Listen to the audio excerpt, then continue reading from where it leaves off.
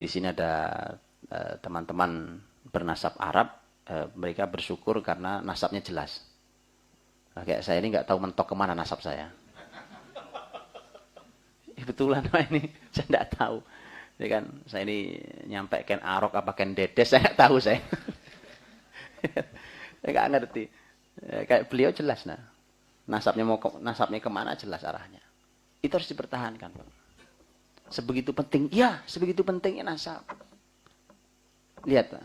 Rasulullah SAW Quraisy, bahkan pilihan dari Quraisy, karena keluarga Bani Hashim. Quraisy Bani Hashim. Ini sebagai gambaran saja, 4 khulafaur rasyidin radhiyallahu anhum ajma'in. Abu Bakar As-Siddiq itu Bani Taim. Quraisy tapi Bani Taim. Umar Bani Adi Al-Adawi.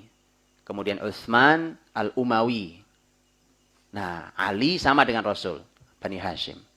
Empat-empatnya Quraisy. Tapi pilihan yang terpilih dari Quraisy adalah Bani Hashim. Dari seluruh Arab, Quraisy ada paling pilihan. Quraisy paling pilihan di seluruh masyarakat Arab. Dari sekian banyak suku Arab. Ya? Jadi artinya bahwa pilihan. Makanya ketika Abu Sufyan, ini disampaikan dalam Sahih Bukhari. Ketika Abu Sufyan, waktu itu belum masuk Islam. Dia berdagang ke negeri Syam.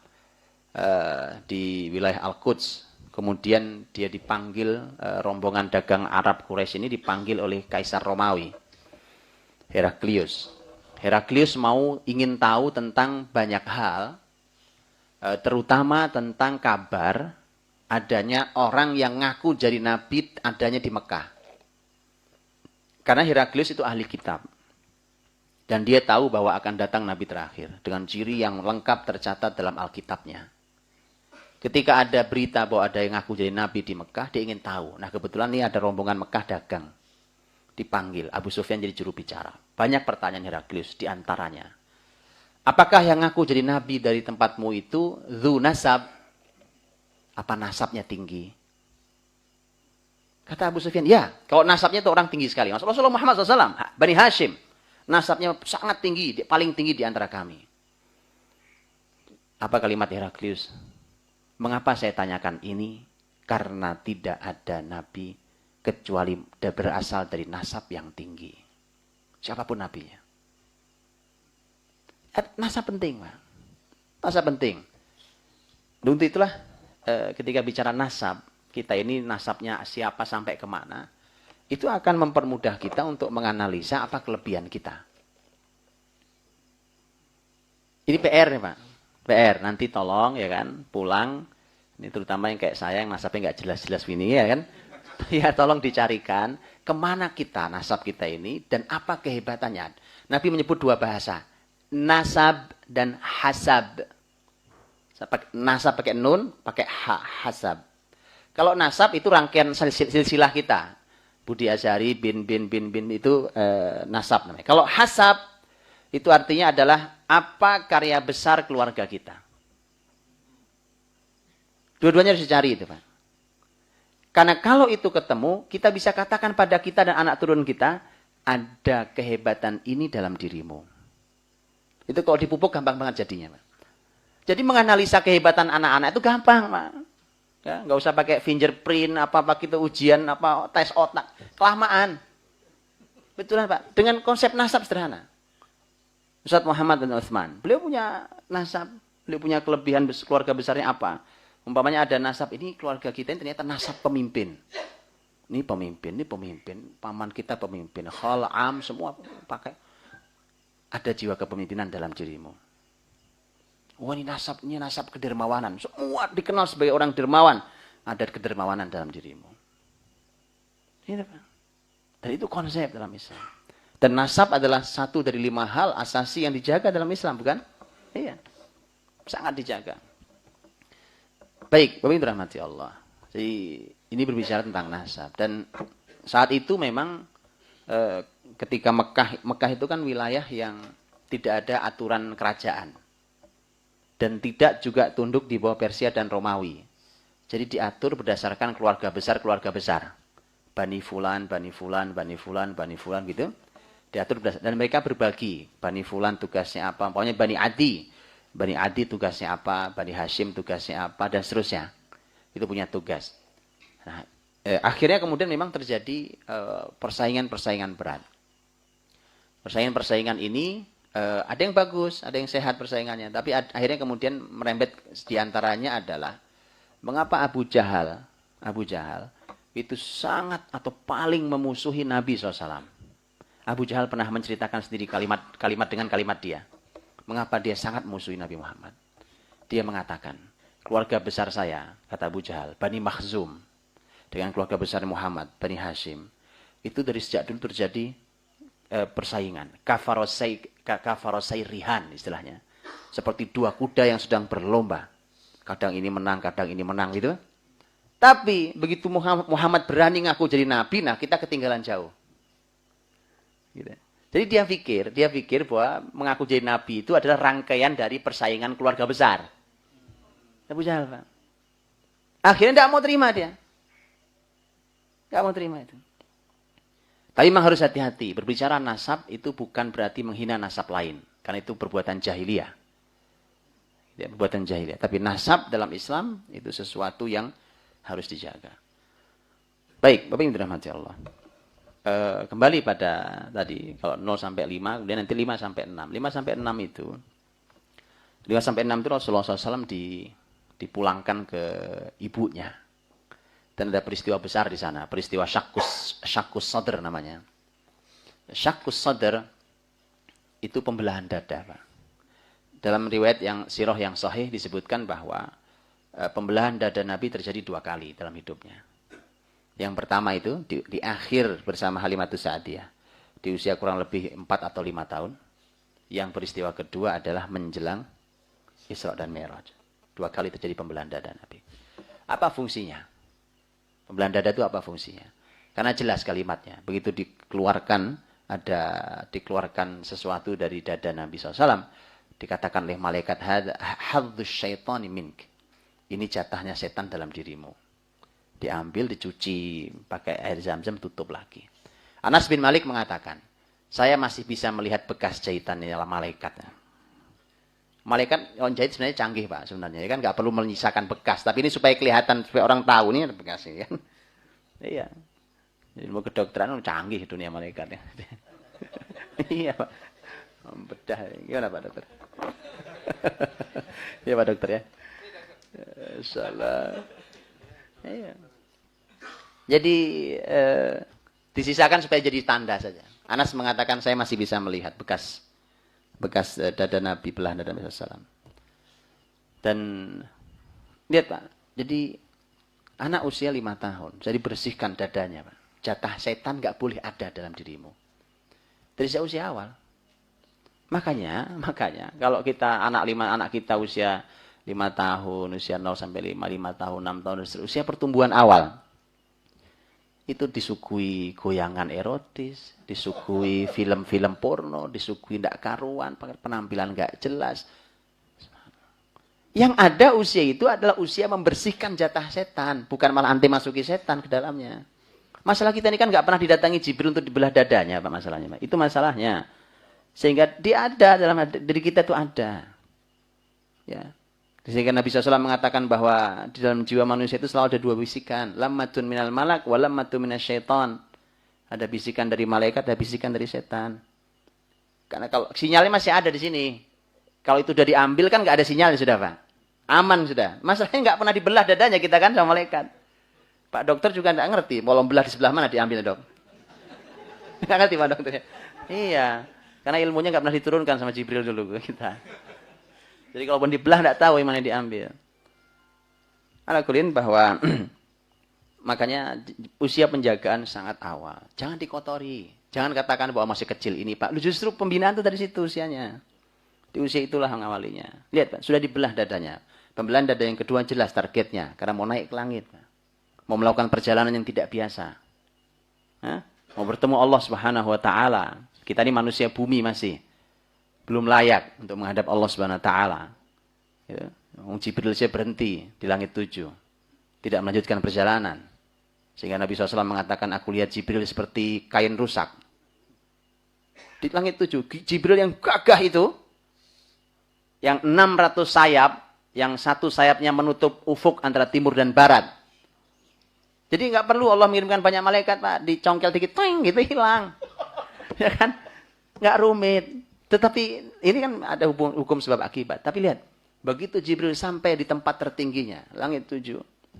Kata Nabi, aku lihat Jibril seperti kain yang rusak. Hampar itu rusak.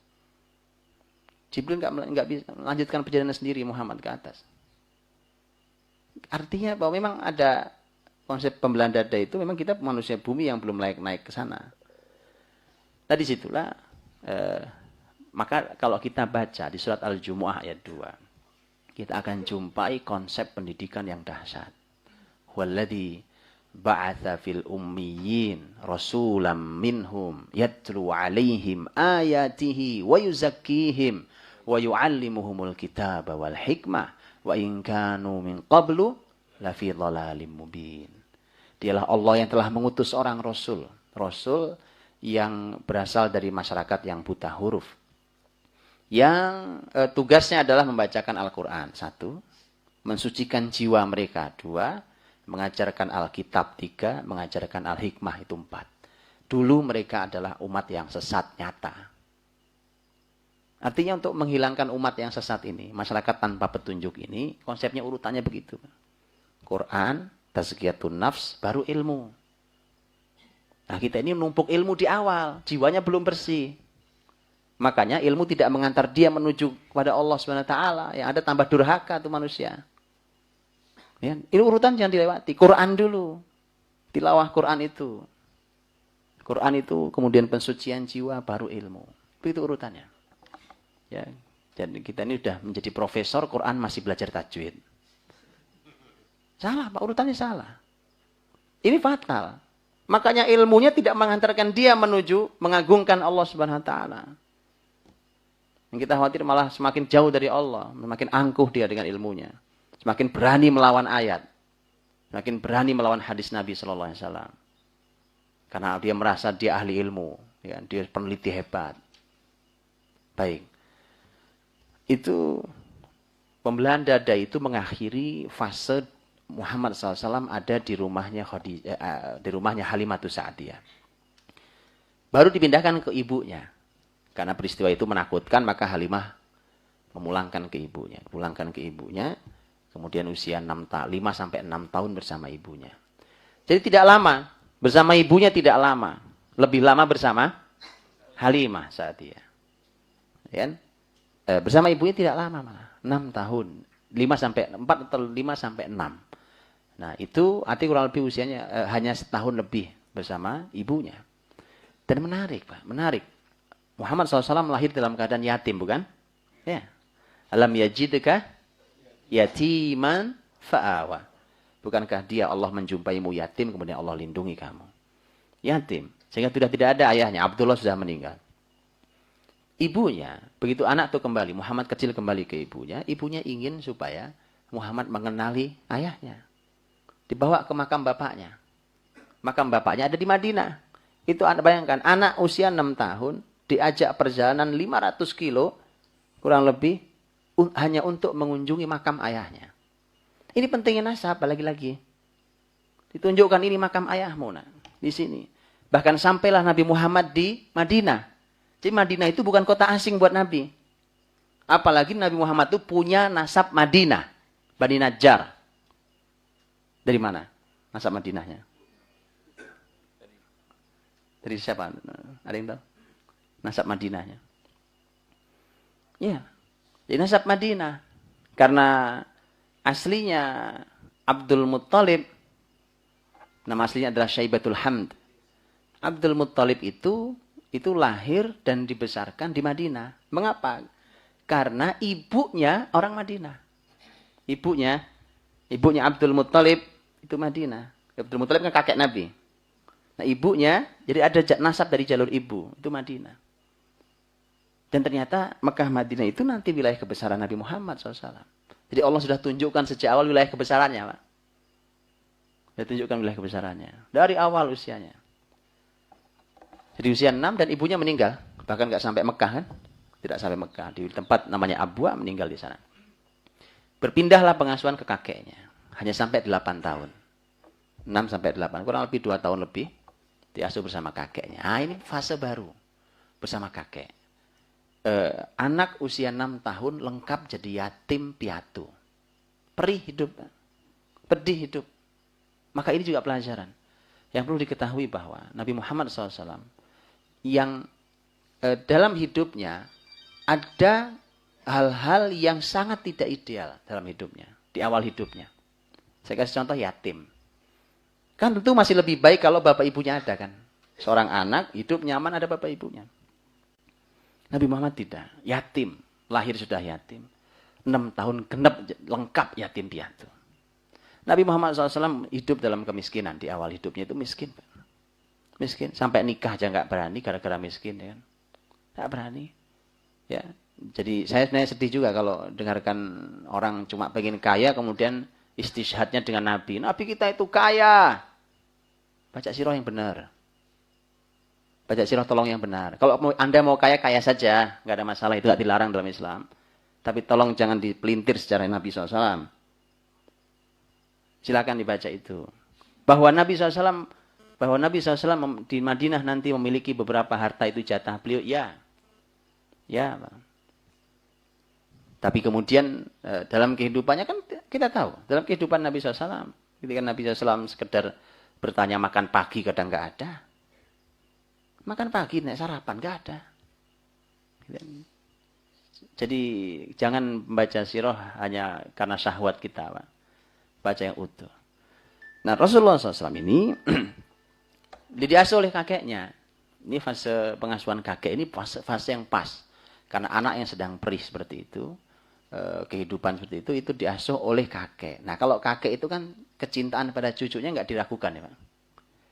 Kalau kakek nenek itu kecintaannya lebih dari kecintaan orang tua pada anaknya gitu ya. Betul ya, kakek-kakek dan nenek ya. Ya, karena saya belum jadi kakek masalahnya nih. Jadi belum tahu. Cuma katanya begitu katanya. Nah, jadi ketika beliau diasuh oleh kakeknya, itu pas. Tapi lihat Pak, bukan sembarang kakek. Kalau mau belajar tentang bagaimana menjadi kakek dan nenek, belajarlah sama Abdul Muthalib dan sama Nabi Muhammad. Karena Nabi Muhammad nanti kan juga jadi kakek. Gitu ya. Karena jadi kakek nenek itu ada ilmunya. Dan sayangnya kita nggak pernah ada sekolah menjadi kakek. Jadi akhirnya jadi kakek ya sejalan-jalannya aja. Asal punya cucu namanya kakek. Asal punya anak namanya bapak ibu. Sekolahnya nggak pernah ada memang. Maka belajarlah itu. Karena begini, karena kasih sayang yang luar biasa itu, seorang kakek bisa menjerumuskan cucunya. Bisa menghancurkan masa depannya. Kakek itu kan nggak bisa ditangisi oleh cucunya. Kakek nenek itu kalau cucu nangis, aduh kiamat itu dunia sudah. Padahal bisa jadi yang ditangisi oleh cucunya, yang diminta oleh cucunya, adalah sesuatu yang memang dilarang, tidak manfaat. Bahkan merusak dia dan masa depan dia, kesehatan dia dan seterusnya. Asal ditangisi kakeknya bilang, udah kasih, aduh nggak setiap hari ini. Tidak bisa, Pak. Dan kakek susah nolak, ya kan? Susah nolak. Makanya belajarlah sama Abdul Muthalib bagaimana mengasuh seorang Muhammad cucunya, SAW, dan bagaimana seorang Nabi Muhammad menjadi kakek nanti. Itu menjadi penting. Contohnya, Pak, lihat kalimat menarik dari seorang Abdul Muthalib. Abdul Muthalib itu punya tempat duduk di samping Ka'bah. Tempat khusus. Ini tempat tidak boleh diduduki oleh siapapun. Bahkan tidak oleh anak-anaknya Abdul Muthalib. Spesial tempat duduk di samping Ka'bah. Cuma dia yang punya. Karena dia pembesar Quraisy, pemimpin tertinggi Quraisy. Ketika Muhammad kecil, sang cucu ini naik ke kursi itu, sama paman-pamannya mau diturunkan. Kata Abdul Muthalib, amma ibni hadza da'ahu. Adapun anakku yang satu ini biarkan. Kenapa biarkan? Innalahu sya'nan 'azima. Suatu hari kelak ia menjadi orang besar. Lihat kalimat itu. Jadi kalau jadi kakek nenek itu kalimatnya yang positif gitu, Pak. Ya, jangan kalimatnya, duh cucu saya emang nakal, Pak. Kok bisa? Kenapa kita tidak berkata positif seperti kalimatnya Abdul Muthalib? Cucuku ini orang hebat kemudian hari. Ya kan? Jangan ngomong nakal, Pak. Tuh nakal ya ampun. Nggak boleh, Pak itu. Apalagi kalimat orang tua ini sakti. Kata Nabi SAW, jangan kalian laknat hartamu, keluargamu. Karena itu akan bisa bertepatan dengan waktu dikabulkan doa. Coba, kalau keluar tuh kalimat bertepatan dengan dikabulkan doa, apa nggak kejadian beneran? Itu anak dibilang, mang nakal Pak, nakal tuh anak dijamin. Tidak boleh, Pak. Tidak boleh kalimat orang. Makanya Nabi mengajarkan kalau marah diam. Bukan ngomong, karena kalau ngomong tuh bisa nggak terkontrol lagi marah. Diam. Ya, kalau mau bicara, bicaralah yang baik. Ya. Ada nggak orang marah terus bilang, marah kamu saya doakan jadi imam Masjidil Haram nak. Nah, gitu ada nggak gitu? Ada apa? Ya. Kalau keluar kalimat mulia nggak apa-apa. Kalau nggak diam, Pak, diam. Abdul Muthalib contohkan kita. Dibiarkan. Ini cucuku ini adalah orang yang kelak menjadi orang besar. Kalimat itu. Dan disitulah kakeknya tentu menunjukkan, mengajarkan tentang kepemimpinannya. Karena kelak pemimpin. Dengan kakeknya tidak lama. 8 tahun. Saat sudah sangat nyaman dengan kakeknya. Di usia 8 tahun kurang lebih. Kakeknya meninggal. Jadi subhanallah. Nabi itu oleh Allah memang diajari untuk tidak bersandar pada makhluk sejak usia awalnya. Ini lagi nyaman sama ibunya meninggal. Cuma setahun kurang lebih. Bersama kakeknya lagi nyaman, kakeknya meninggal. Nanti Nabi punya anak, Pak. Anak laki, anak perempuan. Berapa anak Nabi? Totalnya? 7. Yang laki berapa? Berapa? 3. Yang perempuan 4. Nabi SAW punya anak perempuan. Kemudian punya anak, ada laki-laki 2. Yang 2 meninggal di usia kecil-kecil. Subhanallah. Begitu Nabi hijrah ke Madinah, nikah dengan Maria Al-Qibtiyah, kemudian punya anak dikasih nama Ibrahim. Harapan tumbuh lagi kan, anak laki-laki lagi. Subhanallah kan. Sama juga, Pak. Bahkan Allah wafatkan sebelum usia 2 tahun. Para ulama sejarah mengatakan bahwa karena itu nabinya tidak boleh bersandar pada makhluk. Nabi lagi nyaman dengan Abu Thalib. Karena itu Abu Thalib sebagai benteng sangat kokoh dari serbuan orang-orang Quraisy yang mengganggu dakwah Nabi. Diambil juga tuh pamannya. Makanya itu biasakan menggantungkan diri hanya pada Allah. Allahus Samad. Allah yang maha. Tempat bergantung, tempat kita semua minta. Bergantung ke makhluk terlalu lemah, Pak. Bersandar kepada makhluk lemah. Kata Nabi, makanya Nabi mengatakan. Dengan kalimat Nabi, orang yang paling kuat adalah orang yang paling kuat tawakalnya. Kalau mau jadi orang paling kokoh dalam hidup, yang kuat tawakalnya, Pak. Kalau tawakal itu berarti menggantungnya pada Allah. Kalau bersandar sama orang, asal kita sakit yang diingat orang, siapa yang bisa menyembuhkan penyakit saya? Asal orang punya masalah, siapa yang bisa membantu saya?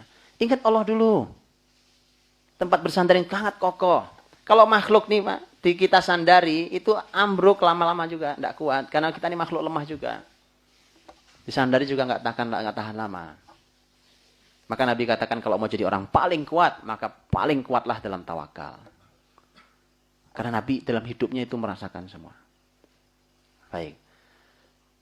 Setelah itu Nabi Muhammad kecil diserahkan ke pamannya. Nah, bersama pamannya inilah hidupnya sangat panjang. Bersama pamannya, Abu Thalib.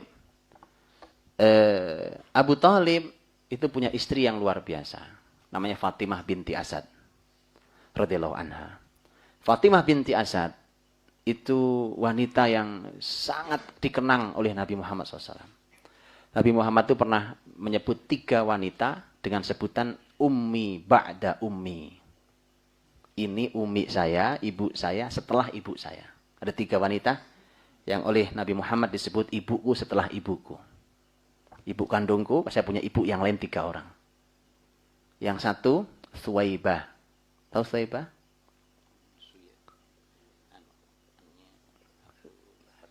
Ya, betul Ustaz. Jadi dulu dia mantan budaknya Abu Lahab. Terus dibebaskan oleh Abu Lahab. Disebutkan dia dibebaskan gara-gara memberi kabar gembira kepada Abu Lahab akan kelahiran ponakannya itu Muhammad. Jadi Abu Lahab itu awalnya senang dengan Nabi Muhammad ya. Awalnya senang ya. Oh senang sekali sampai gara-gara cuma yang ngasih tahu bahwa lahir ponakanmu wahai Abu Lahab itu yang ngasih tahu adalah budaknya yang bernama Thuwaibah itu dibebaskan dari perbudakan gara-gara itu aja. Saking senangnya. Ya, bahwa nanti jadi musuh nomor 1 itu nanti ya kan. Tabbat yada Abi lahabi wa tab. Ya. Jadi Thuwaibah. Thuwaibah ini sempat menyusui sebentar. Sebentar sebelum dibawa oleh Halimatus Sa'diyah. Kemudian yang kedua siapa? Maaf salah. Halimatus Sa'diyah. Kenapa saya bilang Thuwaibah? Halimatus Sa'diyah. Tiga wanita saya sebut. Salah, saya mohon maaf salah. Ummu Aiman, Halimatus Sa'diyah, Fatimah binti Asad. Maaf, bukan Thuwaibah. Saya salah sebut. Ummu Aiman ini Barokah nama aslinya. Dia adalah pembantu di keluarga Nabi SAW. Sejak bapaknya Abdullah, dulu Thuwaibah, Thuwaibah lagi. Ummu Aiman ini adalah pembantu di keluarga itu. Ummu Aiman lah yang menemani Muhammad pulang dari Abwa, tempat meninggal ibunya, sampai ke Mekah. Itu bersama Ummu Aiman. Ummu Aiman itu nanti oleh Nabi dinikahkan dengan putra angkat beliau, Zaid bin Harithah. Punya anak Usamah bin Zaid. Ini wanita berkahnya luar biasa. Sesuai dengan namanya. Namanya Barokah. Berkahnya luar biasa. Sampai Nabi mengatakan bahwa kalau kalian mau menikahi wanita ahli surga, nikahi Barokah. Subhanallah. Itu wanita ahli surga itu, Pak. Jadi kalau nyari istri begitu, mana wanita ahli surga saya mau nikahi dia. Gitu.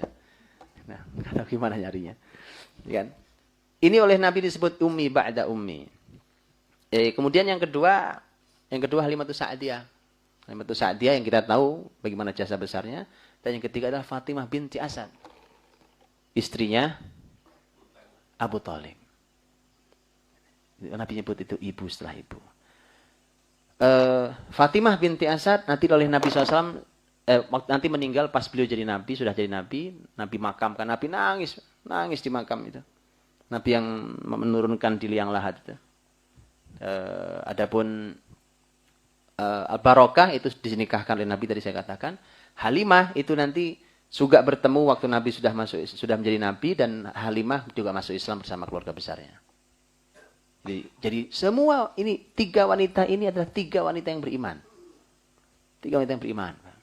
Makanya susah tumbuh anak-anak hebat ketika sang ibu tidak beriman. Susah, Pak. Sangat sulit. Baik. Bersama dengan Abu Thalib, nah masalahnya begini, Pak. Abu Thalib itu adalah paman yang anaknya banyak tapi miskin. Dia pemimpin besar, iya. Tapi dia anaknya banyak miskin. Ketambahan beban Muhammad. Padahal harusnya dipilihkan pamannya lain, tapi tidak. Oleh Abdul Muthalib diamanahkan kepada Abu Thalib. Nah, Abu Thalib keadaannya seperti itu. Tapi Abu Thalib mencintai Nabi Muhammad SAW dengan kecintaan yang melebihi cintanya pada anak-anaknya. Begitu juga istrinya Fatimah binti Asad. Tapi ini menarik, Pak. Ini konsep pengasuhan anak yatim. Sangat menarik. Pengasuhan anak yatim itu kalau dalam Islam sebenarnya dianjurkan untuk dibawa pulang ke rumah kita. Kalau bisa, kalau ini bisa, anak yatim itu tidak ditempatkan di satu gedung sendiri kayak sekarang Darul Aitam. Kalau memang panti asuhan, kalau memang tidak ada nggak apa-apa taruh di situ. Tapi membinanya akan lebih cepat bagus hasilnya ketika dibawa pulang. Dibagi aja ke saya satu, ke Pak Muhammad satu, ke Pak Abdurrahman satu, gitu. Itu dibagi-bagi gitu. Karena itu, di sana mereka banyak belajar. Contohnya Nabi Muhammad. Muhammad sadar bahwa dia bukan anak kandungnya Abu Thalib. Kalau ada makanan datang, anaknya Abu Thalib kumpul gitu pada rebutan, Muhammad minggir, Pak. Sadar bukan anaknya. Itu bagus. Bagus, Pak. Dia menyadari posisinya dan siapa dirinya. Ini sudah anak angkat, ya kan. Belagaknya tidak karuan, ya kan. Karena memang kesalahan fatal ketika orang mengasuh anak yatim, terusnya nasabnya disembunyikan. Tidak boleh. Ud'uuhum li'abaihim wa aqsatu 'indallah. Panggil mereka dengan nama-nama bapak mereka. Enggak boleh disembunyikan nasab itu, Pak. Harus dari sejak awal disampaikan. Kau memang di keluarga ini kami mencintaimu, ini bapak ibumu yang mengasuh, tapi ada bapak ibu kandungmu. Sampaikan ke mereka. Baik. Di sepanjang bersama Abu Thalib, Muhammad banyak diajari banyak hal, Pak. Karena keadaan miskin itulah menyebabkan banyak pelajaran didapat. Di antaranya Muhammad diajari untuk menggembala kambing. Menggembala kambing, Pak. Ternyata gara-gara miskin itu menggembala kambing terus dapat upah. Hanya beberapa dirham. Dapat upah. Dan ternyata konsep pengembalaan kambing itu oleh Nabi dikatakan, ma min nabiyyin illa ra'al ghanam. Tidak ada seorang nabi pun kecuali pasti pernah menggembala kambing. Jadi kalau mau jadi orang besar, gembala kambing, Pak, tolong. Beneran ini. Itu konsep.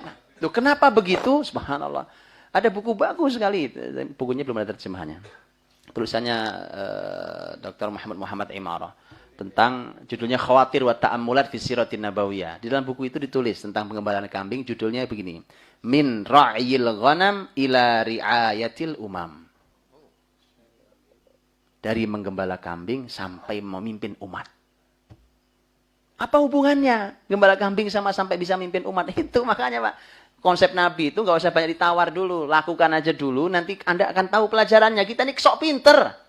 Dianalisa dulu, wah nggak masuk akal. Ada biasa. Kelamaan, Pak. Kita ini beriman kalau ada penelitian. Jadi sebenarnya kitab suci kita penelitian, bukan Quran. Kalau ada penelitian baru percaya, baru mau saya laksanakan karena ada penelitiannya nih, Pak. Ini penting untuk menguatkan iman, tapi kalau beriman gara-gara ini, Anda kitab sucinya apa sebenarnya? Ya kan? Umpamanya untuk kita mau minum sambil duduk, perlu penelitian dulu baru saya minum sambil duduk. Untuk saya minum disuruh tangan kanan, makan tangan kanan, baru saya makan tangan kanan ketika ada penelitiannya. Gak perlu, Pak. Orang beriman tuh Nabi apa sampai ajarkan, lakukan gitu. Sami'na wa ata'na, tepat. Betul. Baru penelitian nyusul. Silahkan diteliti apa hikmahnya, itu semakin menguatkan kecintaan kita pada syariat ini. Nah, seperti Rasulullah SAW ini, ya kan, ketika tadi dicontohkan tentang masalah penggembalaan kambing, ya kan. Silahkan dipelajari, Pak. Dan ulama sudah sampaikan panjang lebar tentang bab itu. Tentang masalah kambing, kenapa kambing, apa hubungannya, dan segala macam itu ada babnya sendiri. Sampai itu ada pembahasannya. Karena kata Nabi, tidak ada Nabi kecuali pasti pernah menggembala kambing. Itu dah satu. Nah, ternyata memang semua syarat menjadi Nabi layak sudah gitu ya. Gembala kambing sudah jadi Nabi. Jadi kalau mau jadi orang besar, gembala kambing dulu kan. Kemudian pengembalaan, kemudian juga berlanjut bahwa Abu Thalib mulai mengarahkan Muhammad untuk belajar dagang. Karena Quraisy itu ahli dagang, Pak. Gitu ya. Jadi kalau di sini ada yang keturunan Quraisy, Anda sebenarnya ahli dagang. Betulan, Pak. Jadi tolong dijaga tentang potensi ekonomi yang satu ini, karena berdagang itu potensi besar di umat ini. Betul, Pak. Bukankah Allah berfirman, li'ilafi Quraisy ilafihim rihlatasyita'i was-shaif. Rihlatasyita'i was-shaif dalam tafsirnya adalah dagang. Rihlah musim syita, musim dingin dan musim panas, itu dagang, Pak. Dagang ke negeri Syam, ke negeri Yaman, dan nyebrang sampai ke negeri Habasyah. Itu Quraisy. Dicatat Allah sebagai ahli dagang. Jadi yang Quraisy, ya kan, mengalir di darah Anda dagang itu. Betulan. Ya. Saya diceritain sama orang, Pak. Ada seorang dokter, Pak, dokter. Seorang dokter tapi agamanya Kristen. Terus berbincang dengan teman saya. Si dokter ini bilang gini. Dia bilang, aneh ya muslimin dan kita ini orang Kristen nih. Kenapa? Kalau kita ini Tuhannya Nabi Isa itu, Yesus itu sebenarnya dokter, ahli pengobatan. Nah, kalau Nabi kalian itu kan pedagang. Tapi kenapa sekarang Muslim senang jadi dokter? Kita malah senang dagang ini. Kristen bilang kita ini senang dagang ini malah. Semua baik, semua mulia. Tapi tadi bahwa kan ini kan masalah potensi masing-masing, Pak. Ya, karena nanti ketika bicara Mekah Madinah beda. Orang Mekah itu karena tidak ada tanah yang bisa ditanami, maka mereka berdagang. Orang Madinah karena tanahnya lumayan subur, maka mereka bertani. Dan dua-duanya penting. Waktu muslimin menaklukkan tanah Irak di zaman Umar radhiyallahu anhu, itu tanah Irak itu suburnya luar biasa, penghasilan buminya luar biasa. Negeri yang kaya raya gara-gara penghasilan bumi. Ketika Umar mendapatkan berita bahwa sudah ditaklukkan Irak, Umar segera menyusun untuk merencanakan tentang tanah Irak yang sangat subur itu. Siapa yang paling paham? Bukan orang Mekah. Orang Madinah yang paham. Jadi semua potensinya penting. Potensinya ada. Tapi ini dua hal yang penting. Dagang, bertani. Itu perpaduan sahabat Nabi SAW. Menarik. Jadi diajarilah berdagang. Usia 12 tahun sudah sampai ke negeri Syam. Sampai ke negeri Syam. Tapi sampai negeri Syam ternyata pulang lagi kan. Enggak sampai sempat dagang, pulang lagi. Singkat kata adalah ketika beliau sudah berusia 15, usia 20, itu ada perang kurang lebih 5 tahun. Itu perang saudara di Mekah. Usia kurang lebih 5 tahun lamanya. Dan disitulah Nabi Muhammad usia baru 15 tahun, 15 sampai 20. Itu merasakan, perang tuh nggak enak ya. Perang tuh pedih ternyata.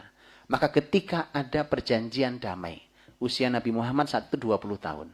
Ada perjanjian damai di rumahnya Abdullah bin Jada'an. Diundanglah itu Muhammad yang usia 20 tahun. Jadi ikut diundang bersama orang-orang senior, orang tua. Untuk menyaksikan perjanjian damai. Dan Nabi mengatakan, kalau sekarang, ini waktu beliau sudah menjadi Nabi. Kalau sekarang saya diundang lagi untuk hadir di acara seperti di rumahnya Abdullah bin Jad'an, saya pasti akan hadir. Apa maksudnya? Beliau suka damai. Perang itu gak enak. Jadi kalau saya diundang, Pak, kalau diundang saya akan datang, pasti datang. Untuk urusan perdamaian itu. Tapi semua, ada semua. Perang, jadi gembala kambing sudah. Perang sudah. Damai sudah, ya, berdagang sudah, ini semua dilewati oleh Nabi SAW. Dan itu semua keahlian-keahlian, Pak. Keahlian-keahlian. Maka ketika Nabi SAW di usia 25 tahun, nah beliau nikah. Nikah kan? Nah, nikah itu, ketika Nabi nikah, sebenarnya tadi saya katakan, Nabi itu nggak punya uang. Ketika ditanya oleh Nufaisah atau Nafisah, ditanya oleh Nufaisah ke si perantaranya Khadijah, wanita perantara Khadijah itu, kenapa enggak nikah Muhammad? Kata Nabi Muhammad, ma indi ma atazawwaju bih. Saya enggak punya apa-apa buat nikah. Enggak punya, Pak. Terus orang suka salah paham. Loh, tapi Nabi kaya, Pak. Buktinya mahari 20 ekor unta. Tanya dulu itu 20 ekor unta punya siapa? Bukan punya Nabi Muhammad. Kalau Nabi Muhammad 20 ekor unta terus bilang miskin, salah itu. Nabi bilang, saya tidak punya uang untuk menikah. Makanya Nufaisah mengatakan, bagaimana kalau kamu diajak menikah oleh seorang wanita yang tidak mempedulikan kekayaanmu dan dia berasal dari nasab sangat mulia. Kata Nabi Muhammad, siapa? Khadijah. Kata Nabi, sepakat. Nah, 20 ekor unta itu, mahar 20 ekor unta itu dikasih oleh paman-pamannya. Sebagian harta Muhammad, sebagian patungan paman-pamannya, Pak. Iya. Dan itu menarik, tolong diperhatikan ini. Kita ini konsepnya udah kebolak-balik. Kita ini terlalu besar untuk biaya walimahnya. Tetapi maharnya seperangkat alat mandi, kan? Seperangkat alat sholat, ya kan? Sama satu Quran. Salah, Pak. Salah konsepnya. Antum perhatikan konsep Nabi SAW. Mahar Nabi kepada para wanita tidak ada yang kecil. Walaupun Nabi menganjurkan pada para wanita, wanita paling berkah adalah yang paling mudah maharnya. Itu untuk wanita. Tapi untuk laki-laki Nabi kasih contoh dalam aplikasinya, penghormatan pada wanita, mahar Nabi tidak ada yang kecil untuk istri-istrinya. Silakan lihat mahar-mahar Nabi SAW. Jadi Rasulullah SAW itu mengajari kita begitu, Pak. Bahwa Nabi SAW mengajarkan agar kalau wanita memang mahar itu tidak boleh yang menyulitkan, itu wanita yang berkah. Nah, tetapi Nabi berikan contoh pada kaum laki-laki bagaimana menghormati wanita. Makanya saya selalu anjurkan pada para orang tua, kalau bapak ibu punya anak perempuan, maka sampaikan, ajarkan ke mereka agar tidak menyulitkan tentang mahar saat nanti menikah. Tapi kalau Anda punya anak laki-laki, Pak, kalau Anda mau bantu anak, bantu maharnya. Bukan sekedar menyiapkan pestanya. Kita ini pestanya harganya 3 miliar, ya kan? Tadi, seperangkat alat sholat. Gitu. Salah ini, Pak. Salah ini. Ya, 20 ekor unta. Berapa itu harganya, Ustaz? Berapa, Ustaz? Setengah miliar, Saudara. Nah, mahar setengah miliar, ya kan? Unta itu bukan cuma susunya, Ustaz. Kencingnya aja harganya mahal. Betulan. Hari ini Anda kalau ke Saudi, mamanya mesen susu kencing unta. Itu inden, Pak. Betul. Betul, Ustaz? Iya. Kenapa? Karena ada hadis tentang bab itu saja. Spesial, tapi jangan dilebarkan. Antara kencing yang lain juga. Ya, enggak, ini spesial tentang bab itu. Dalam kisah masyarakat Uraniyin. Saat itu ya. Khair. Jadi, Nabi menikah. Usia 25 tahun menikah. Dan ini juga ada poin besar tentang tema pernikahan. Karena ini kan sebenarnya pernikahan yang tidak sekufu, Pak. Tidak setara, ya kan? Ini kan pernikahan karyawan dengan big boss. Betul ya? Suaminya karyawannya, salah satu bukan, mending salah satu karyawan saja, dan Khadijah big bossnya.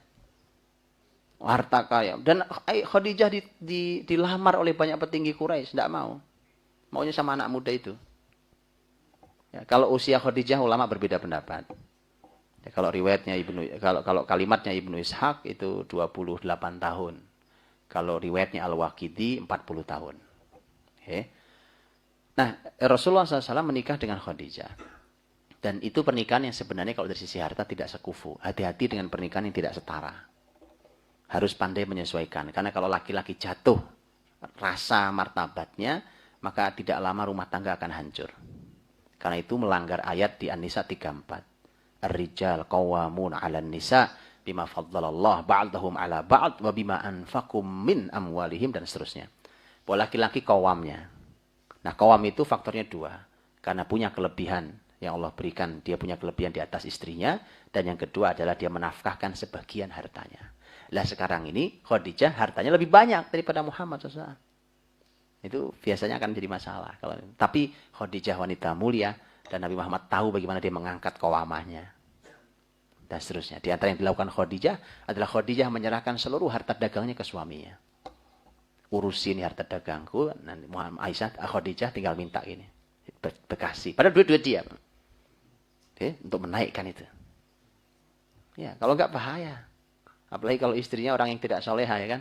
Begitu ada masalah dikit disebut-sebut. Kamu tahu kamu sama siapa? Menikah sama saya. Hah? Kalau sudah begitu jatuh. Tinggal nunggu retak rumah tangga itu. 25 tahun beliau menikah. Dalam perjalanan panjang sampai dianugerahi putra-putri dari Khadijah 6 orang. 4 perempuan, 2 laki-laki. Dan usia 35 disebutkan tentang kisah Al-Amin. Lihat Pak, kisah Al-Amin menarik sendiri.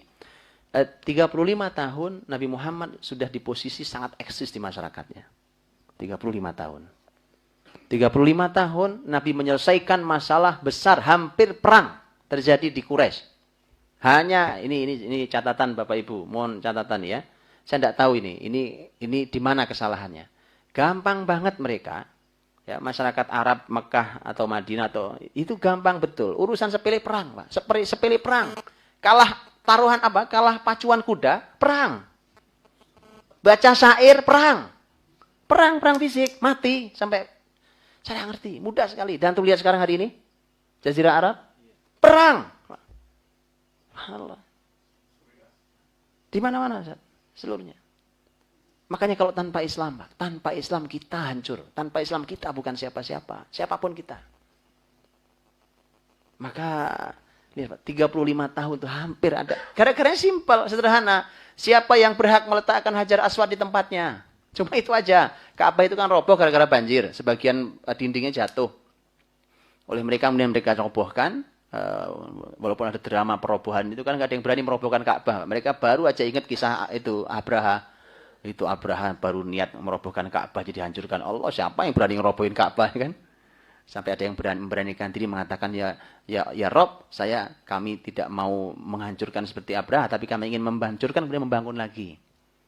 Gitu, maka ada yang berani. Kemudian dirobohkan, dibangun. Begitu dibangun Hajar Aswad harus diletakkan di tempatnya semua. Itu berantem siapa yang berhak. Akhirnya nggak ketemu. Mereka buat perjanjian kita tahu. Bahwa siapa yang masuk besok pagi paling duluan dari pintu ini maka dia yang akan meletakkan. Ternyata masuk Nabi Muhammad SAW. Mereka berkata, Hadal amin radhina bih. Ini al-amin kita semua ridho. Lihat, Nabi Muhammad sudah menjadi tokoh pemersatu di usia 35 tahun. Beliau punya gelar al-amin. Semua masyarakat ridho kalau Muhammad yang melakukannya. Nah ternyata masyarakat itu akan selalu nyaman dan ridho kalau kita al-amin. Punya sifat amanah. Coba perhatikan pelajaran berikutnya. Rasul Al-Amin. Semua orang Quraisy sepakat Rasul Al-Amin. Bahkan waktu Rasul nanti mau hijrah. Beliau kan dikepung rumahnya ya kan. Itu beliau mau hijrah ke Madinah. Itu Nabi sempat pesan pada Ali. Karena Ali bin Abi Thalib ditugasi untuk tidur di tempat tidur Nabi. Nabi bilang, Ali ini ada beberapa harta. Ini harta titipan beberapa orang. Ini punya fulan, punya fulan, punya fulan, punya fulan. Tolong besok disampaikan. Ya. Apa artinya? Nabi Muhammad itu menjadi tempat penitipan harta. Kurang lebih kayak bank hari ini, Pak. Ya kan? Tempat penitipan yang paling aman. Karena kalau dititipkan nggak berkurang tuh duit, ya kan? Nggak berkurang. Utuh, amanah. Tapi orang seamanah itu, waktu menyampaikan Islam, ternyata ditolak. Bagaimana kalau hari ini, para penyampai agama, orang tidak amanah? Orang yang amanah ditolak, Pak. Itu orang tidak amanah. Terus menyampaikan bicara agama, bicara Islam. Orang tidak amanah, cacat amanah. Maka ketika al-amin, hadal amin, radhina bih. Ini al-amin, kita ridho kalau al-amin. Itu saja ternyata waktu dakwah ditolak oleh masyarakatnya. Padahal semua tahu amin, inti al-amin. Bapak Ibu rahmati Allah, maka 35 itu Nabi puncak. Saat setelah itulah Nabi itu sudah gelisah luar biasa. Kegelisahan itu disinilah mengawali semua kebaikan. Orang-orang yang beriman, hidup di masyarakat jahiliyah pasti gelisah. Bapak Ibu kalau mau mengukur iman gampang caranya. Iman kita setebal apa? Setel TV kita itu, channel apapun setel. Kalau hati nggak gelisah, rasanya harus ditanyakan imannya, Pak. TV hari ini, setel TV. Cek, setel. Setel aja jam berapa aja, setel tonton sekian lama, sekian pindah-pindah channel. Kalau Anda nggak gelisah hatinya, ngelihat acara-acara hari ini. Man ra'a minkum munkaran falyughayyirhu biyadihi. Pakai tangan. Nggak bisa wabil lisani. Nggak bisa tapi qalbi. Fadzalika ad'aful iman. Ini iman paling lemah. Kalau ini saya nggak ada, makanya orang-orang beriman ditinggal di masyarakat jahiliyah pasti gelisah. Pasti gelisah. Nabi gelisah, nggak begini cara hidup. Mosok patung dia yang buat, dia juga yang sujud di depannya. Nggak begini cara hidup. Masa iya mereka bunuh anak perempuan? Masa iya mereka pelacuran resmi? Pelacuran itu resmi, Pak. Dan itu dianggap nikah di masyarakat Quraisy dulu. Disebutnya nikah. Nikah itu kata Aisyah ada beberapa jenis, diantaranya pelacuran itu. Dan rumah-rumah pelacur itu dikasih tanda di depan rumahnya. Jadi kalau mau melacur ya tinggal masuk ke rumah itu. Itu legal ya di zaman itu. Gelisah Nabi, saling mendolimi, kejahatan, semua gelisah. Nah itu orang beriman. Nah itulah yang kemudian mengantarkan beliau ke Gua Hira. Jadi mengantarkan beliau ke Gua Hira itu kegundahan yang luar biasa. Ini nggak begini, ini mesti ada ini solusinya di mana nggak tahu. Tapi jadi itu menghantarkan beliau. Maka disebutkan kata dalam riwayat Aisyah radhiyallahu anha bahwa Rasul itu at-tahannus. Tahannus itu beribadah beberapa malam di Gua Hira. Tapi ini syariat sudah tidak ada lagi ya Pak ya. Jadi jangan sampai nanti habis pulang ngaji di sini kemudian ada ke gunung ya kan, ke gua, saya salah nanti. Karena syariat itu sudah tidak ada lagi. Para ulama mengatakan itu adalah syar'u man qablana. Sebagian mengatakan ini syariat umat terdahulu. Ya, kalau mau penggantinya itikaf, Pak. Ya kan? Jangan semedi. Itikaf 10 hari itu Ramadan tuh lakukan seutuh-utuhnya di masjid, enggak keluar-keluar. Semedi ini ya, di masjid itu baru. Nah, jadi disitulah kemudian menyebabkan beliau naik turun ke sana untuk memikirkan, ya. Dan Hira, Gua Hira yang di atas itu dulu disebut-sebut ya bisa melihat aktivitas orang Mekah kalau dilihat dari atas itu. Jadi Nabi renungi, Nabi tadabur ini apa yang terjadi di masyarakat, apa solusinya, tidak tahu. Ya. Sampailah kemudian semua kegundahan itu dijawab oleh Allah. Iqra bismi rabbikal ladzi khalaq. Jadi kalau mau tahu solusi dari kejahilian ini Quran, Pak. Mau tahu dari kegundahan orang-orang beriman hari ini Quran. Gitu kan? Itu solusinya. Iqra, mulai baca Iqra bismi rabbikal ladzi khalaq. Kemudian itu wahyu pertama. Singkat kata adalah wahyu itu turun dan Nabi terus mulai membina berdasarkan panduan Quran. Umpamanya, tentunya waktu itu ya, kalau saat ini syariat sudah sempurna. Waktu itu perintah sholat 5 waktu itu belum turun. Karena perintah-perintah yang sifatnya hukum, fikih, itu rata-rata turun di Madinah. Kalau sholat 5 waktu turunnya setahun sebelum hijrah ke Madinah. Kurang lebih setahun sebelum hijrah ke Madinah. Tapi Nabi sudah ada sholat. Ada 2 sholat. Sholat pertama adalah sholat pagi sore. 2 rakaat. Sholat yang kedua adalah setelah turun surat Al-Muzammil Surat Al-Muzammil ya ayyuhal muzammil qumil laila illa qalilan nisfahu wa inqus minhu qalila aw zid alaihi warattil qur'ana tartila. Ada perintah membaca Quran, mentartilkan Quran, ada perintah untuk bangun malam hari, qiyamul lail dan seterusnya. Dan itu qiyamul lail itu sempat wajib selama setahun, bukan sunnah, wajib selama setahun. Sempat itu sampai turun ayat yang terakhir di surat Al-Muzammil baru jadi sunnah. Jadi di Mekah itu, Bapak Ibu rahmati Allah, itu yang namanya ibadah itu tidak banyak perintah turun. Karena ibadah itu beban. Ibadah mahdoh maksud saya, itu beban. Orang sholat kan berat. Quran yang bicara, bukan saya.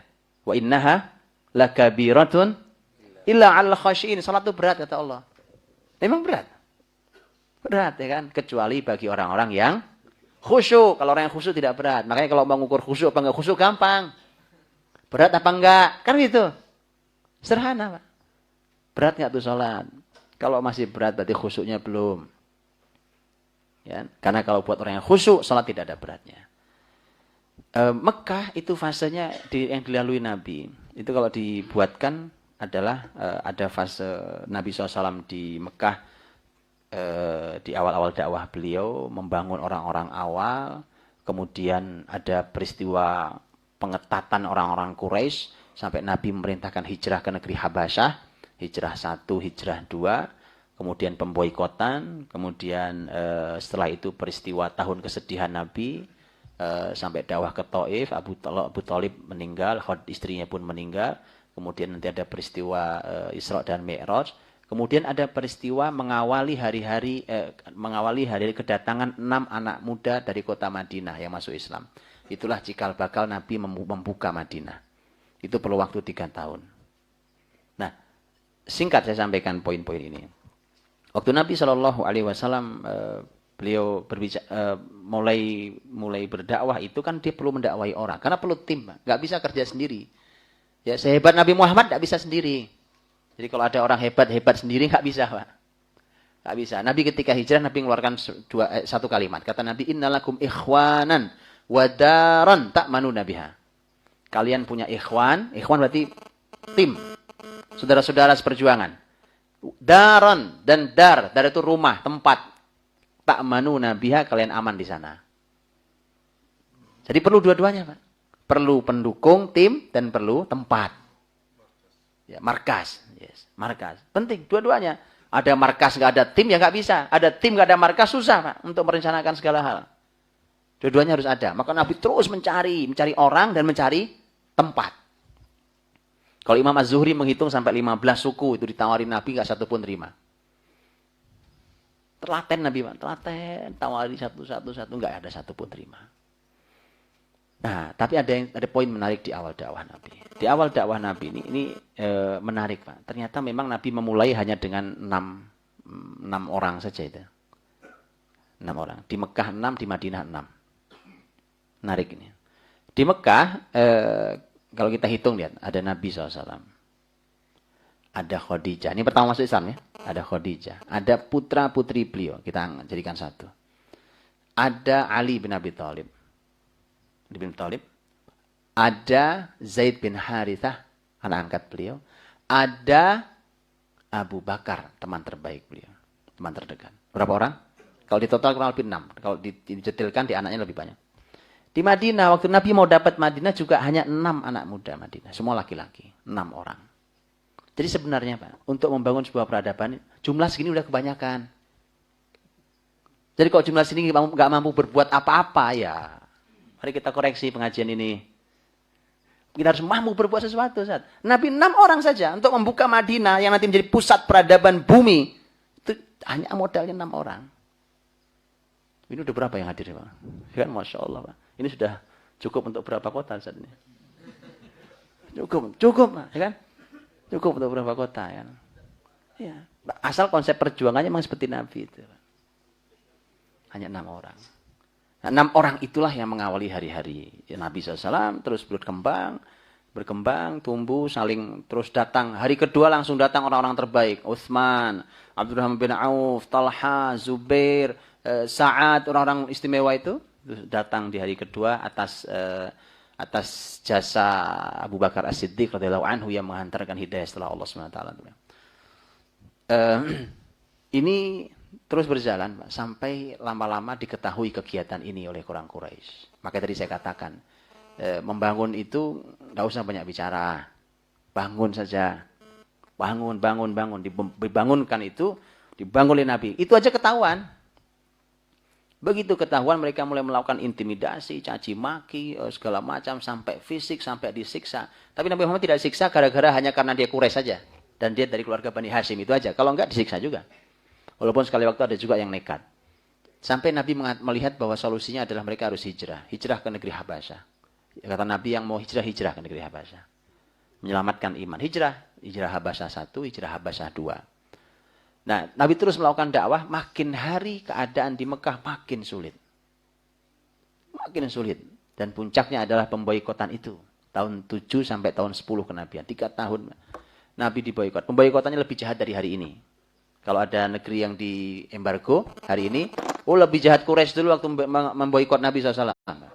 Karena bukan cuma ekonomi yang diboikot itu. Ekonomi, ya. Bahkan sampai tidak boleh berbicara dengan mereka. Tidak boleh jual beli dengan mereka. Terus makan apa? Setiap ada yang datang dagangan nggak boleh jual beli sama mereka. Duduk nggak boleh sama mereka. Yang sudah mau menikah dengan mereka batalkan pernikahan. Jahat Pak, jahat sekali. Keadaan itu sangat memburuk keadaannya. Dan selesai pemboikotan itu Abu Thalib meninggal. Usia sudah tua, kesehatan mulai bermasalah, apalagi di usia pemboikotan dia ikut diboikot walaupun tidak beriman. Tapi karena dia melindungi Muhammad, dia ikut diboikot. Dari keluarga Nabi semua diboikot kecuali Abu Lahab yang enggak diboikot. Dari keluarga Nabi. Karena itu malah dedengkotnya. Gitu. Begitulah perjuangan Nabi di kota Mekah dan itu terus dilakukan dan subhanallah Allah hibur banyak nabinya. Fala'allaka bakhi'un nafsaka ala atharihim illam yu'minu bihadzal hadithi asafa. Muhammad, jangan sampai kau lukai dirimu, kau bunuh kau mencederai dirimu hanya karena kamu sedih melihat mereka tidak kunjung beriman. Jadi banyak sekali ayat hiburan buat nabinya, Pak. Sedih, Pak, ya Allah, ini yang datang ke Taif dilempari, datang ke sini dihina, di sini dicaci maki. Di sini bahkan Nabi sholat ditindih dengan kotoran onta. Nabi dicekek juga waktu sholat. Sahabatnya udah dikepukin, dipukuli, bahkan ada yang meninggal. Ditombak seperti Sumayyah dan seterusnya. Sangat menyedihkan. Jadi keadaan perjuangan awal sungguh sangat luar biasa. Bapak Ibu pernah jalan kaki ke Taif? Jangan Pak, jangan coba. Kalau nggak kuat. 70 kilo. Naik gunung. Nabi jalan kaki Pak, untuk Islam ini. Boleh Pak Kapaman kita coba. Supaya kita merasakan begini rasanya. Ya Allah, Nabi dakwah. Jalan sendirian hanya dengan putra angkatnya. Zaid bin Harithah. Jalan kaki. Jalan kaki. Mau menyampaikan Islam. Bukan bisnis. Mau menyampaikan Islam. Ke gunung untuk ke negeri Taif. Sampai di sana mending disambut baik-baik. Kasih teh. Enggak. Dikasih batu. Lempari. Laki, perempuan, muda. Semua. Tua, muda. Semua ngelempari. Terluka-luka Nabi. Sedih Pak Nabi. Nabi itu jalan turun dari Taif sampai ke sebuah tempat namanya Qarnut Tha'alib. Qarnut Tha'alib itu hari ini wilayah As-Sailul Kabir di Taif. Itu beberapa mil, sekitar mungkin 3 mil kalau nggak salah. Itu turun Pak. Itu saking sedihnya beliau. Itu jalan gontai itu enggak tahu yang dipikirkan. Jalan aja tahu ya. Jalan enggak jalan tapi jalan dia. Begitu sampai di Qarnut Tha'alib nanya ke Zaid, sampai di mana kita? Baru Nabi sadar dia jalan. Saking sedihnya Pak. Sudah bermil-mil jalan sampai di Qarnut Tha'alib ya Rasul. Itu disitulah malaikat datang. Malaikat itu yang menawarkan Muhammad kalau mau sudah diizinkan Allah untuk menghancurkan masyarakat Taif dengan 2 gunung itu. Kata Nabi, tidak. Innahum qaumul la ya'lamun. Mereka umat yang tidak tahu. Mereka tidak tahu kalau aku Rasul. Mereka tidak tahu kalau aku bawa kebaikan. Ya? Mereka tidak tahu. Kata Nabi, bal arju an yakhruj min aslabihim man ya'budullaha wahda. Bahkan saya berharap suatu hari keluar dari tulang sulbi mereka generasi yang hanya beribadah pada Allah saja. Coba Pak. Nabi tidak pernah putus asa. Makanya itu pelajaran. Bapak ibunya susah dididik, anaknya culik Pak. Dalam mana yang positif ya kan? Anaknya yang dibina. Bapaknya susah, anaknya bina. Nabi tidak pernah putus asa. Bapaknya susah. Saya berharap keluar dari mereka generasi yang lebih beriman. Nah. Madinah oleh Nabi disiapkan 3 tahun. Ini hebat, hebat. Nabi menyiapkan Madinah 3 tahun tanpa Nabi datang ke kota Madinah. Bapak Ibu kalau ada bapak yang punya usaha, kalau mau buka usaha, ya buka usaha ke cabang di sebuah tempat, datang dulu, survei dulu, ini dulu kan. Nabi tidak perlu itu. Cerdas Nabi SAW. Orang cerdas. Allah berikan untuk syariat ini karena makanya gitu Pak. Kalau punya anak tolong ya kan. Kalau ada Bapak Ibu yang punya target salah satu anak saya harus jadi ulama nih, jadi ustadz nih, tolong dikasih yang pinter Pak. Jangan anak sisa. Ya begitu anak bodoh nggak naik kelas, kemudian nakal, baru pesantren jatahnya. Makanya umat ini rusak. Yang pinter masuk ke kedokteran. Yang pinter jadi arsitek, ya kan? Yang bodoh jadi ustadz. Makanya Indonesia masalah, Pak. Jangan salahkan. Betulan ini. Padahal syariat ini perlu orang cerdas. Quran ini orang perlu secerdas Rasulullah SAW. Bukan anak sisa. Jadi pilih anak paling cerdas, masukkan dia jadikan ulama, Pak. Yang lainnya sisa saja nggak apa-apa. Betul ini. Karena tugas terberat itu tugas wahyu itu. Ya, jadi tolong dibalik nih Pak cara berpikirnya. Dibalik tolong Pak. Supaya maju negeri ini dengan Islam. Rasulullah SAW menyiapkan Madinah 3 tahun. Begitu beliau dapat 6 anak muda itu. Nabi keliling. Asal sudah musim haji, Nabi keliling dari satu suku ke suku lain yang datang haji itu. Sampai Nabi ketemu 6 itu. 6 anak muda ini datang ditawari Islam. Mereka mau masuk Islam. Gitu mau masuk Islam, ya subhanallah. Ini enaknya kalau ketemunya sama anak muda, Pak. Mohon maaf tidak menyingkirkan orang tua ini, Ustaz. Orang tua punya posisi tersendiri yang mulia. Tempat kita bertanya, pengalamannya sudah panjang segala macam. Tetapi namanya peradaban ini itu adanya di pundak anak-anak muda, Ustaz. Dan itu kalimat Imam Ibnu Katsir, bukan kalimat saya. Ketika beliau menjelaskan surat Al-Kahfi, fityatun amanu birabbihim wazidnahum huda. Fityah itu artinya anak-anak muda yang masih belia, remaja, Pak. Imam Ibnu Katsir mengatakan, dan begitulah. Kalau Ashabul Kahfi anak muda juga, dan begitulah para pendukung Nabi SAW adalah anak-anak muda. Makanya kalau ngaji isinya anak muda sudah betul. Sudah betul ngajinya, Pak. Bukan berarti kalau isinya tua nggak benar. Tapi manfaat akan lebih besar ketika ngaji anak-anak muda, Pak. Ya kalau sudah tua kan ngaji 2 jam sudah melintir kanan, melintir kiri, ya kan sudah mulai nyari senderan. Ya wajar Pak, sudah ini kan, sudah lama kita pakai nih onderdilnya kan, sudah lama. Kalau anak muda Pak, subhanallah mau sampai kapan dilayani? Suruh kemana mereka jalan, kreatif, cerdas, masih fresh, itu anak muda. Dan pendukung Nabi SAW muda semua. Tidak ada 10 sahabat yang dijamin masuk surga, tidak ada yang lebih tua dari Nabi. Yang paling tua Abu Bakar itu pun 3 tahun lebih muda dari Nabi SAW. Semuanya muda-muda, Pak. Karena tadi. Nah, Madinah pun sama. Isinya anak muda, Pak. Itu 6 anak muda itu yang mengawali Madinah. Tahun depan, 6 anak muda berhasil mendakwai 7 orang. Bayangkan, setahun kenaikannya 100% lebih sedikit. 6 tambah 7, 13 totalnya. Itu ngaji bener tuh baru. Ya kan? Nambah 100% setahun. Dan kalau ngaji malah berkurang terus bubar. Salah. Dari 6 tahun depan tambah 7. Itulah Baiat Aqobah 1. Di 13, tapi yang dibaiat cuma 12 karena Jabir bin Abdullah radhiyallahu anhu absen. Tidak bisa datang. Yang dibaiat 12 orang. Tahun berikutnya berlipat Pak, menjadi 75 orang. Dari 13 sampai 75 berapa kenaikannya? Iya. 500% lebih, Pak. Subhanallah, Pak. Tapi Nabi melihat pertumbuhan yang sangat cepat itu, Nabi segera dengan cerdas untuk menyisipkan orang. Kan ini pertumbuhan cepat ini, percepatan ini sebenarnya tidak menarik. Tidak menarik, Pak. Karena dia cepat lebar, tapi kualitas nggak ada.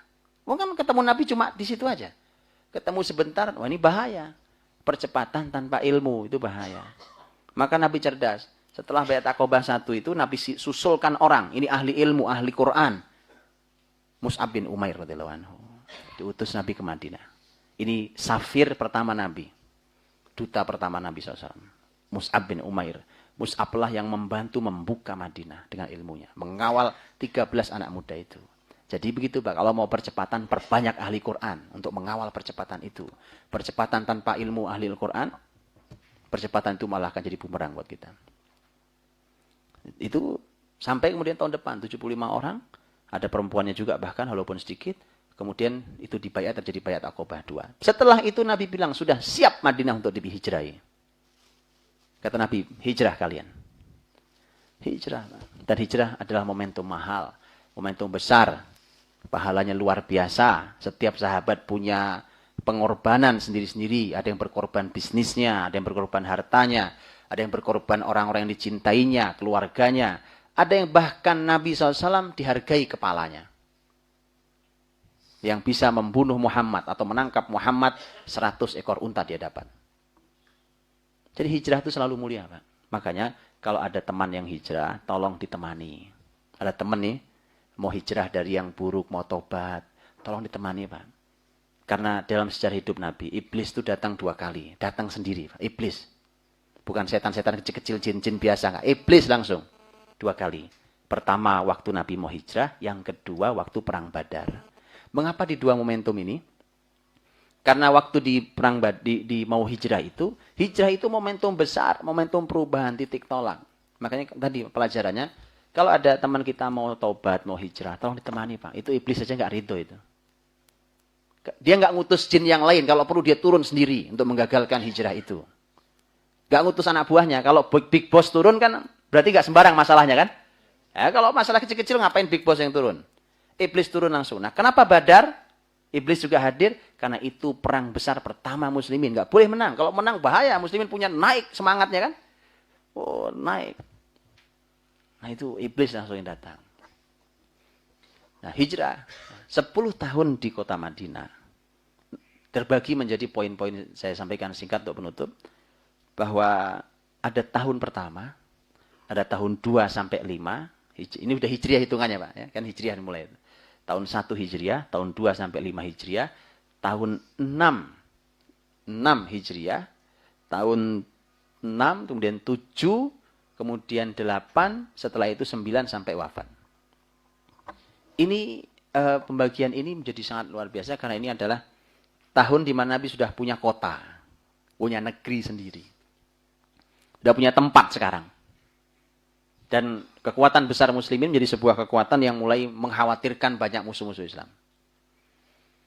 Tahun pertama Nabi gunakan untuk membangun pondasi sebuah negeri. Apa yang dilakukan? Begitu Nabi nyampe, pertama kali yang dilakukan adalah bangun masjid. Selalu itu konsep peradaban. Selalu itu. Orang bicara tentang kebesaran, tentang kebangkitan, tentang peradaban, tentang khilafah, tapi masjidnya kosong. Tidak ada itu. Tidak ada itu, Pak. Ya. Masjid, di mana-mana masjid dimulai. Nabi masjid, bahkan masjid dibangun sebelum rumah nabinya. Nabi numpang tinggal di rumah Abu Ayyub Al-Ansari radhiyallahu anhu. Abu Ayyub punya rumah 2 lantai, Nabi tinggal di atas. Jadi Nabi numpang aja dulu, nah gampang kan? Masjid bangun duluan. Setelah itu Nabi membangun at-ta'akhi, baru bangun SDM-nya dipersaudarakan. Karena ini kan pertemuan 2 suku, 2 kelompok besar yang nggak saling kenal, Pak. 1 muhajirin, 2 ansor. Nabi persaudarakan, ini saudaranya ini saudaranya ini, tanggung jawab ya, ini saudara-saudara yang nggak datang, ini nggak punya uang, nggak punya kerjaan, belum punya rumah, nggak punya kerabat. Ya, tolong dibawa, dijaga urusan kamu, tanggung jawab kamu. Ini menarik konsepnya. Menarik, Pak, konsep ini. Kalau ini dilakukan, nggak ada tuh perang etnis kayak di Indonesia ini. Ya, itu diikat di antara mereka. Nah, disitulah kemudian Nabi SAW setelah itu mulai membuat perjanjian. Ini yang disebut dengan Piagam Madinah. Nah, tapi sayangnya Piagam Madinah ini dipahami salah. Asal bicara Piagam Madinah, kita selalu bicara toleransi. Bukan dari situ mulai Piagam Madinah, Pak. Piagam Madinah itu dimulai dari kalimat Rasul. Kata Nabi, innakum ummatun wahidah min dunin nas. Kalian umat yang satu, terpisah dari umat yang lain. Apa maksudnya? Muslimin itu eksklusif. Kita ini sekarang takut banget dikatain eksklusif. Wah, ini eksklusif. Wah, enggak, kita enggak eksklusif. Eksklusif itu kata Nabi. Muslimin ini harus eksklusif. Kalian umat yang satu, yang terpisah dari umat yang lain.